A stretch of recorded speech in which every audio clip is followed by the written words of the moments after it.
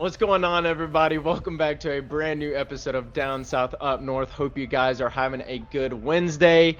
Matt, dude, you're in a different location today. What's going on, man? Yeah, it's another show on the road for me.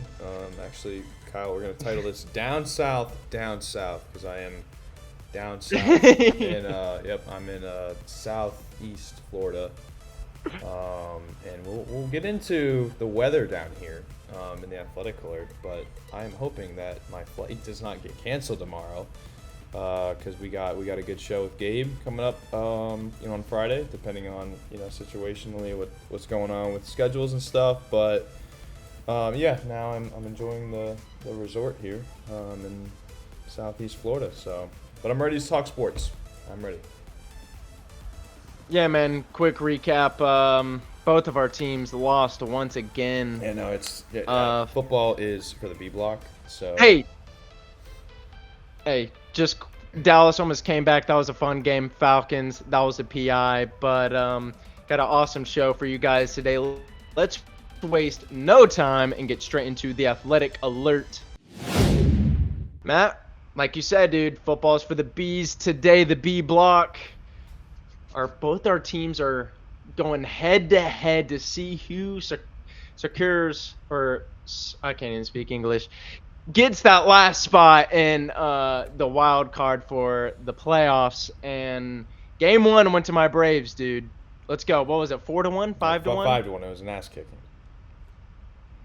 Yeah, it was not the prettiest sight to see. 5-1 yesterday. I can't even say the Braves pitcher's last name. Frank the Tank, the guy that works for Barstool, he had a funny video on Twitter. He was like, whatever his name is, he was dealing against us. That's what he did last night. Money Mike, center field, was making plays.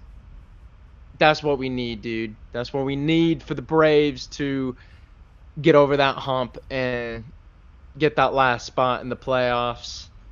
Bad news. Austin Riley's done for the whole year, sadly. His hand never healed, so he's done. Snit said that yesterday, actually. And I don't know, dude. And this series is heating up just because that hurricane, it's going to hit Atlanta tomorrow, Thursday. But here right now, it's still pissing rain. It's just been raining all day. So I saw this on Twitter. If it continues this weather like it has been for the past few hours, the game's going to get canceled tonight. Game tomorrow is going to get canceled. Then we go against the Royals. Who do the Mets go against next series? Mets are facing Milwaukee, which I'm not Milwaukee. I'm not terrified of, because Milwaukee has clinched their spot. I don't know how it's going to work out. I mean, we talked about this last week. I don't know what they're going to do with rotations and, guys, resting guys, whatever they're going to do. But to your point with the Hurricane, if they don't play these two games, they are going to schedule one, maybe even two double headers next week. And it is not the time for double headers.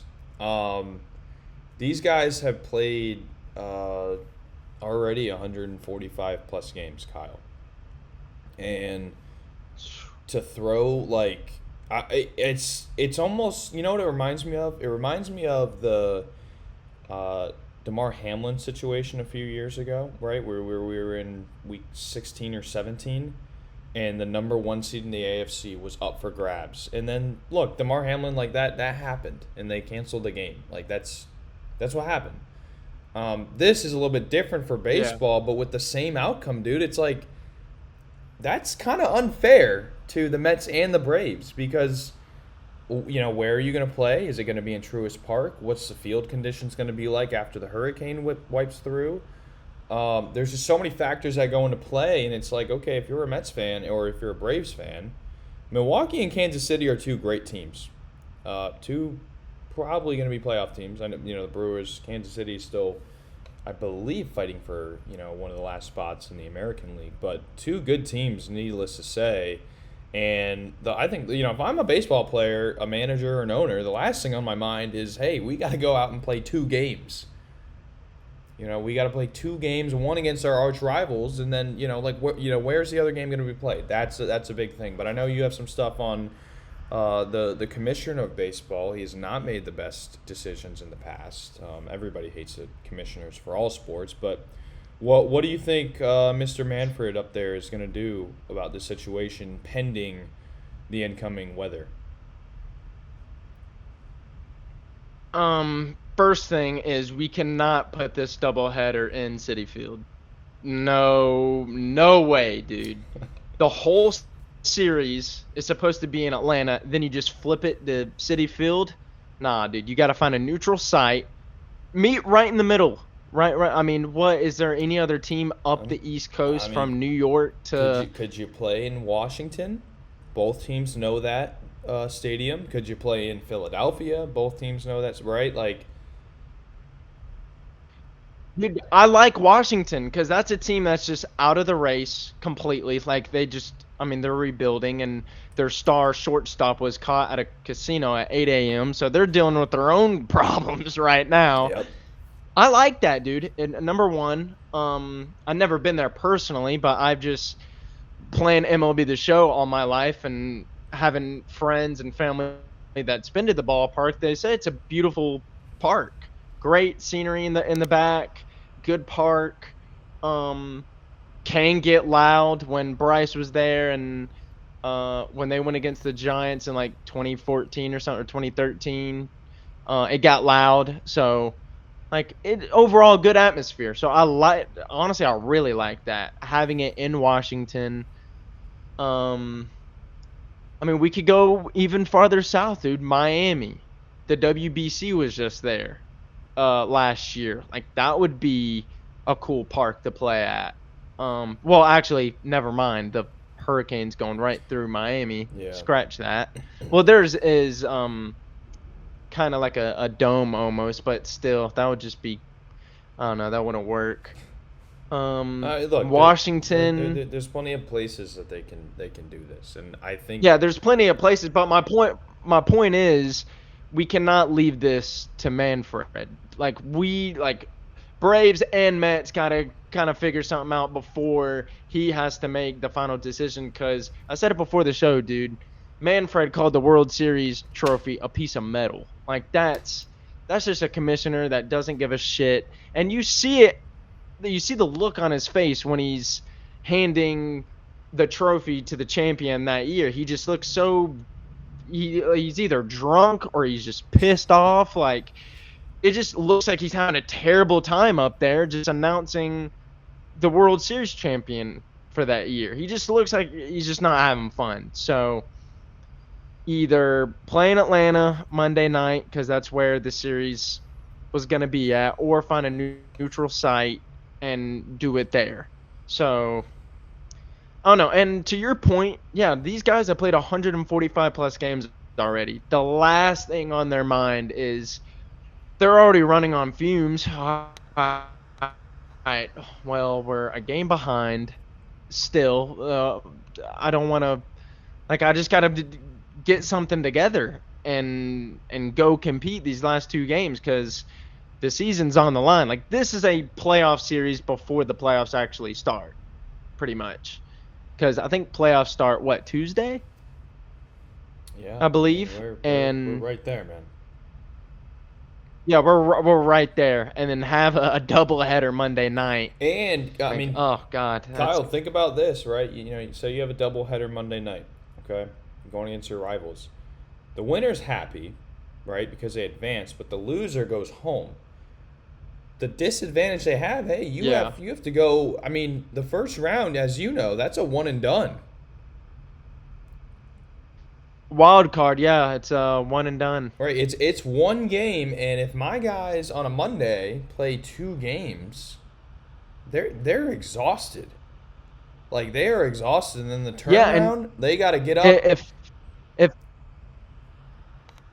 If Mets and Braves, dude, like, now it got me thinking, do you throw in your number one guy in that first game, try to get a win, him sit the second game, and then try to be ready to go the third game? Or do you go a bullpen game Do you just you just really bite the bullet and just pick like a third or fourth guy in your starting rotation and hope you could go 7 deep? Like what's now it's really got me thinking like what are the Mets and Braves thinking when it comes to this? Because like you said, winner, they advanced, you're happy, but you're also like, oh shit.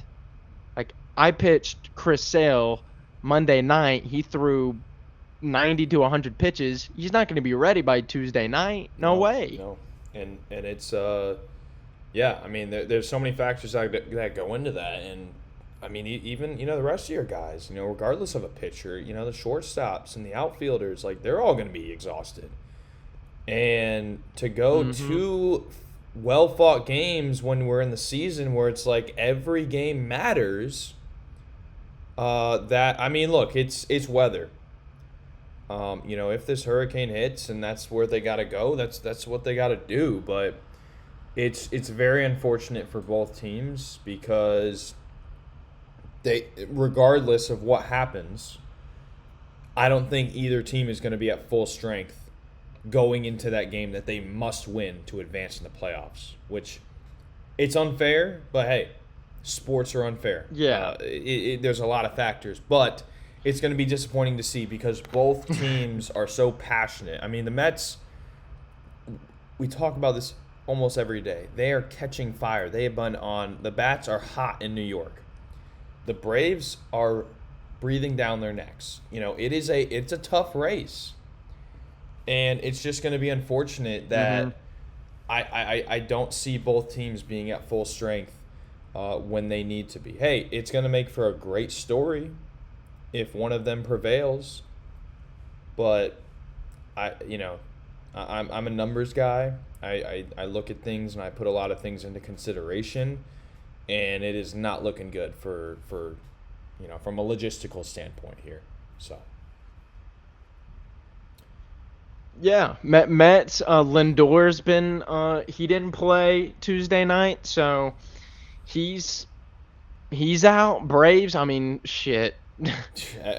Almost the whole every squad, starter on our team right? has been injured, and yeah, so it is unfair to both teams. But like you said, dude, sports are unfair, and it makes a great story if Braves win out and we make it to the NLCS or the World Series. Then that's a hell of a story. Mets, one players meeting turned this whole team around. They were May for the Mets might have been like they're in hell for that month. Right.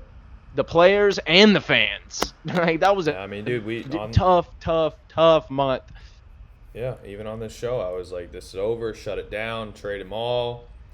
Came back a couple of weeks later, like, all right, I don't know what happened in those locker rooms, but hey, here we are fighting, and again, it's another obstacle that they're going to have to get through. So, is what it is. But, Kyle, that is enough baseball talk of the day. And as much as I do not want to talk about football, we are going to head into our fantasy rankings report. Let's go. Alrighty, dude. So it's been a terrible year for me so far. Week one, both my Cowboys and my fantasy team blew everybody out of the water, but that was a little bit of false hope. And since then, I got crushed this past week and the week before, so I'm now 1-2. My Cowboys have looked like dog shit. They can't cover a blanket on a bed defensively. But we're not talking about the Cowboys today. We are talking about, well, we might. We're talking about our top three biggest busts and our top three biggest payoffs in the draft. So 3 weeks in, Kyle, not a lot to look, to kind of go by. We haven't even been playing for a month, but I think we can get a good estimate of like, all right, who are your three guys that have really shined these first 3 weeks, and who are three guys that have just completely not been visible on Sundays? I'll let you start off. I'll start with Miss first. Number 3, you had this guy pretty high up on your fantasy list. I think you had this team being a Super Bowl contender. and this quarterback just hasn't been getting it done, dude. I'm going to Anthony Richardson. That is a gamble because he had a great week one. In my league, he scored like 26, 28 points, something like that. He had a great week, but it's just he's struggling bad, really bad. Doing these miss it's just so hard because so many people have missed. Like I could go so many players, but just seeing like AR-15 just hasn't been getting it done, and I love Anthony Richardson. I do too. I mean, he's young, good right. quarterback. I don't know what he did last week for nothing much. And you know what sucks? They're going against Pittsburgh's defense this upcoming week, and I don't see any change. Like I don't think he's going to have a breakout game. Yeah, this year he has 583 yards, 3 touchdowns, and 6 picks. Wow. So he's got a he's got a 1 touchdown to 2 pick ratio. Yeah, week 1, like they lost against Houston, but he was 9 for 19, 200 yards, 2 touchdowns, 1 pick. It's like, okay, we could live with that. Week 2, 16-10 loss against Green Bay, 1 touchdown, 3 picks, and you beat the Bears, no touchdowns, 2 picks. So he just got to pick it up. He's not really having again, he was injured last year though, season-ending injury. He's got to get back in the groove, and he'll get there. It's just a tough start for the season for him. And number 2, dude, I've talked about this guy a lot. Mark Andrews. I saw something. He has played like 50-something snaps, and he hasn't gotten the ball. Like this, dude. I mean, I get it. Baltimore, you have all these superstars. Zay, Lamar, Derek. You got the Bateman. You got superstars. It's just likely, yeah. I mean, and just Mark Andrews ain't getting the ball, dude. I said it like last episode or 2 episodes ago. I've seen people in my league get Mark Andrews once you get your wide receivers, your running backs out of the way, and you start picking like tight ends, quarterbacks. A lot of people went Mark Andrews first, and he hasn't been doing shit so far this season. And number 1, he's gonna be out for a couple more weeks, man. The Madden curse has gotten another victim, and that man is CMC. You drafted him number 1, dude. You know the pain. Yeah, and I actually before we got on this recording, so he's over in Germany right now, and I believe the doctor over there has come to the conclusion he's going to miss another 4 to 6 weeks. Kyle, it's going to be almost Thanksgiving when this guy comes back to play football. And I remember I called you. I made like. And when does the fantasy? When does fantasy end? I mean, fantasy it doesn't end goes, Super Bowl weekend, does it? No, I believe to like the last season or the last week. It's like New Year's, like week 16, week 17, maybe. Okay, yeah. That's what I thought. So, dude, yeah, no, you know the pain. Yeah, like you just said, went to Germany. Doctor said 4 to 6 weeks.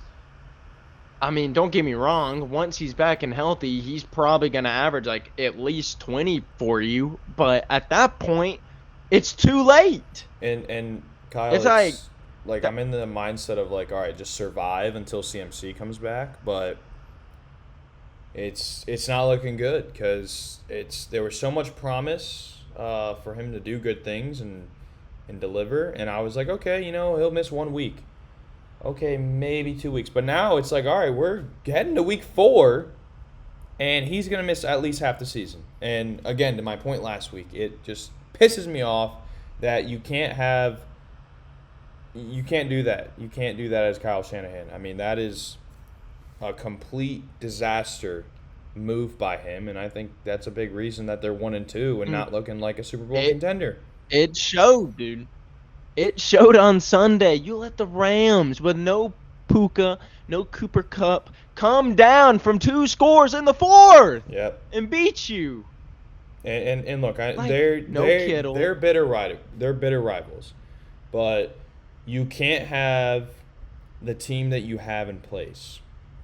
I don't see any trust. I see no trust. And why would I trust you? Why would I trust you as my leader, my head coach, if you were not vocal about it? And it's clear that not only did he tell the media and the world that, hey, Christian McCaffrey may be out for like 1 to 2 months, let alone weeks.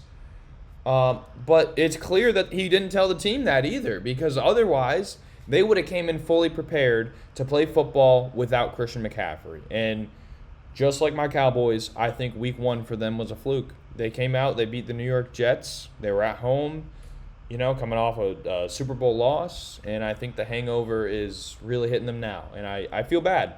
Part of me feels bad for the team because you didn't have a leader in that locker room that was completely honest. I feel bad for Jordan Mason more than anyone. As a backup, what are you thinking when...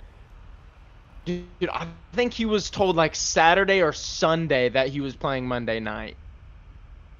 Yeah. Was that the game? Was that Monday night? Okay. It was a Monday night I'm just game. making sure. Just imagine that. Saturday night, Sunday, whatever day it was. I know it wasn't like a week in advance. At least 5 days. It was like 1 to 2 or maybe 3 days. Yeah. You're sitting there thinking, dude, CMC's about to go crazy on Monday, dude. It's like, crazy. And then, I'm just hoping I get some PT in the fourth quarter when we're up by like 30. That's what I'm saying. And then Kyle Shanahan, you're like, huh. I mean, it's Sunday at 7:30, 8 o'clock. I'm eating dinner, about to, wrap it up for the night. Why is he calling me? Oh, what's up, coach? Huh? What? I'm starting Monday night against the Jets? Are you fucking kidding me? Like, that's probably what happened. Yeah. And that's all on Kyle Shanahan. So, and I fucking hate Kyle Shanahan. I will hate Kyle Shanahan to the day I die. So, I'm just going to go through my hits real fast. Number 3, J.K. Dobbins, have him on my team. Late round pickup. Had not a great week, but not a terrible week. But, again, they went against the Steelers defense, who I think has the best defense in the league, or top 3. But besides that, he's been like a 20, 25 point fantasy guy for me. Number 2, Jamison Williams. He just had a really, really, really, really, really bad week.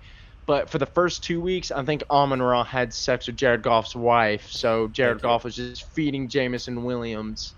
And that was awesome. And then number 1, Jaden Daniels. Dude, I got a stat for you. Let me read this off to you. This is probably the craziest stat I've ever heard. All right, listen to this. Jaden Daniels has had 2 NFL games where his team scored on every drive excluding kneel downs. 3 total starts. Tom Brady, Drew Brees, Peyton Manning, and Patrick Mahomes combined to do that twice in their entire careers, including playoffs. Wow. That stat blew my mind. Hey, that's good company, Kyle. That's good company to have. That's why he's my number 1 hit. Okay. Again, I'm in a dynasty. He was I think I had the 3rd pick in the first round, and I picked him up. And what's crazy is I haven't started him yet. Yeah, well, they do. They just, I mean, they might be the real deal. Dude,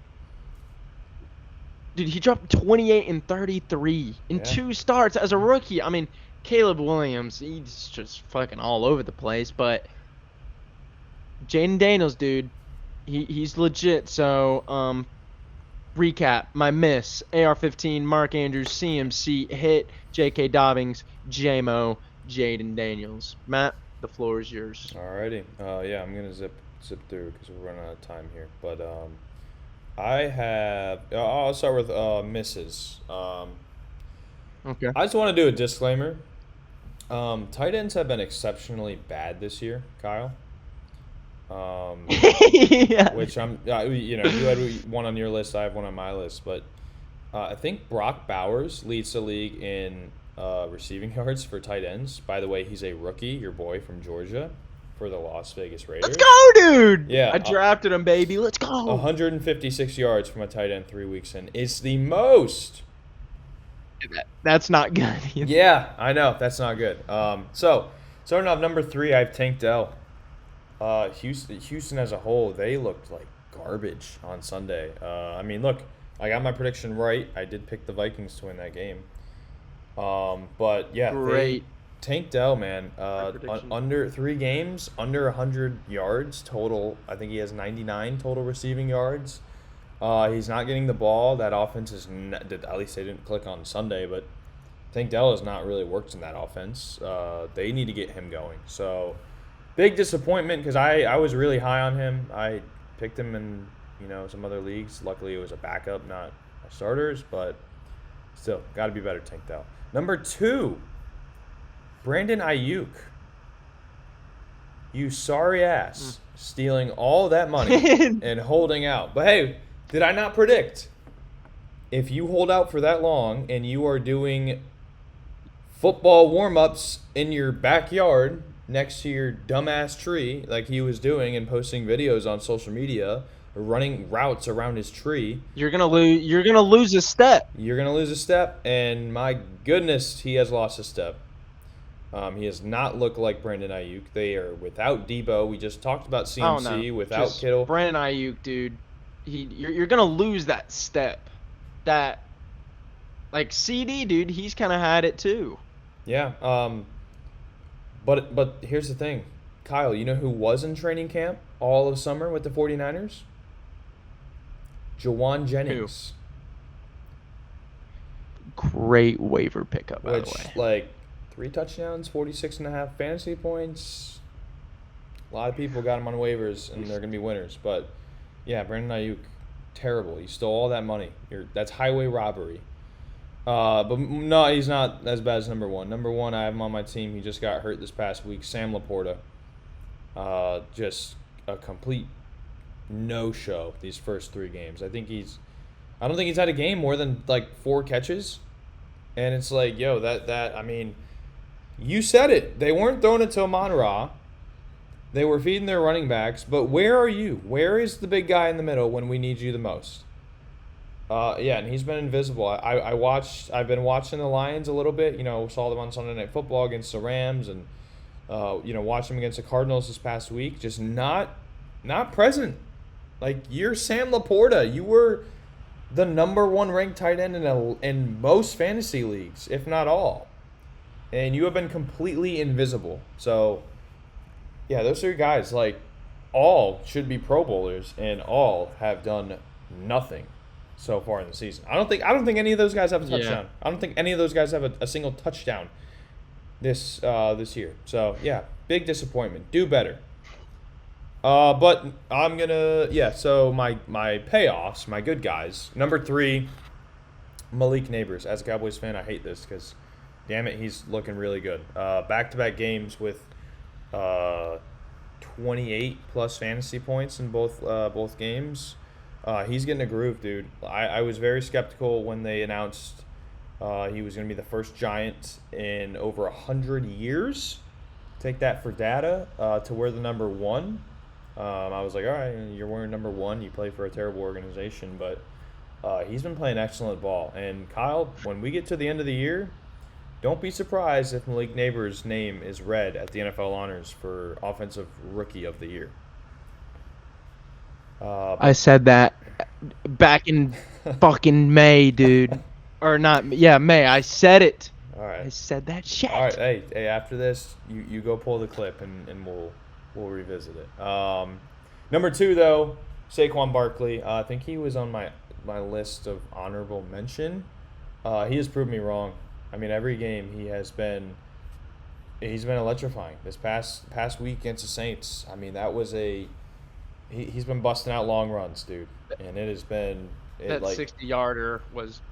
He's just like, right up the middle, and he's made that off. He's the only thing working for that Eagles offense, in my opinion, because the rest of them are just like, it's a train wreck, and he is keeping them on their feet. But number 1, a guy who I am like falling in love with his play style and how he plays. Rashee Rice, young player. He might win Most Improved. I mean, I know he had a good back end of the season last year, but he is off to a great start. He is a top 3 wide receiver in most leagues right now. Really showing up every single week. And, you saw Xavier Worthy had a great week 1, but Rashee Rice has been the dominant guy. And I wouldn't be surprised if he's considered a legit top 10 receiver by the end of the season. So, to recap, my misses, number 3, I got Tank Dell. Number 2, Brandon Ayuk. Number 1, Sam Laporta. And for my 3 biggest payoffs, number 3, Malik Neighbors. Number 2, Saquon Barkley. Number 1, Rashee Rice. Those guys, keep doing what you're doing, except when you play me in fantasy. Please have a bad week. So yeah, Kyle, those are my my top 3. But we're running out of time here, so let's recap. Yeah, I liked it, dude. I kind of went the more like personal route of Yeah. like what I've seen in my leagues and what I've seen just like on social media, and I felt like there's just been so many misses this year. Like Sam Yeah, Laporta was a really, really good one. Yeah, just had a. I saw this funny video. It was like, I'm gonna kill you, I'm gonna kill you, and it was just a picture of Sam Laporta. He had 0 fantasy points. I know. 0, a donut hole. I had more. Me and Sam Laporta had the same fantasy points. And you were on your damn couch. Yeah, watching the game. Tank Dell was a good one. Yeah, I mean, again, you add Stephon Diggs, and I mean, I kind of expected that, but under 100 yards through 3 weeks, that's a shocker. And who was you had Sam Laporta, Ayuk. Ayuk, yeah. I mean, dude, if you're just running around in your backyard, you're gonna lose a step, and you're not gonna have that edge, and it showed. Like your ass. So that explains that. And then your hits, Saquon Barkley, he is Philadelphia right now. He is the Eagles. He's the only reason why they're not like a shit team right now. That 60-yard run Sunday was beautiful. And then you had Malik. It was me or you that said he could be Offensive Player of the Year back in May. I don't know who it was, but probably I got you, because I freaking hate the Giants and I pray on their downfall every night. So it was most likely you. Yeah. Yeah, I had a good week. And who is your number 1? Rashee Rice. My memory is Rishi. Yeah. Thank God I haven't played him yet. And then mine, AR-15, rough. Mark Andrews, 50 snaps, no targets. Explains itself. CMC, I wouldn't say he's a miss. It's just like, dude, you're going to be back in November. Like, that's just kind of too late at that point. Thank you. And then J.K. Dobbins is just that Harbaugh and Dobbins connection is just feasting right now. J-Mo, he's playing well. And then Jaden Daniels, he's just been really good in my league. So, guys, that's going to do it for today's episode. If you enjoyed it, make sure you like, comment, and subscribe. I'm going to the Braves game Sunday. Yeah. So I was about to say I'm going to the Braves game on Sunday. I will be live tweeting, take some pictures of how many Braves fans are there, the score, highlights, shit like that. I'm gonna be on my phone a lot that game. So make sure check in the description down below. Go follow our new page. I was doing a little bit live tweeting on Sunday. Trent Williams went down, tweeted that. Matt's game of the week was looking really good, so I tweeted all that shit. Go check it out. But if you're going to check out our Twitter page, make sure you check everything out. It's down in the description below. You might as well. Yo, Kyle, real quick before you wrap, I want to apologize. The hotel resort internet here is terrible, so the quality of this video may not be the best, and also my lighting is terrible. Yeah, I'm ashamed, but hey, this is the best I could do. So, disclaimer, apologize for that, but hey, we're putting it out there. We're still doing it. Yeah, this show's got to go on, man. Rain, sleet, snow, hail, whatever it is, the show must go on. So, guys, I hope you all had a great Wednesday. We'll catch you in the next one. Peace.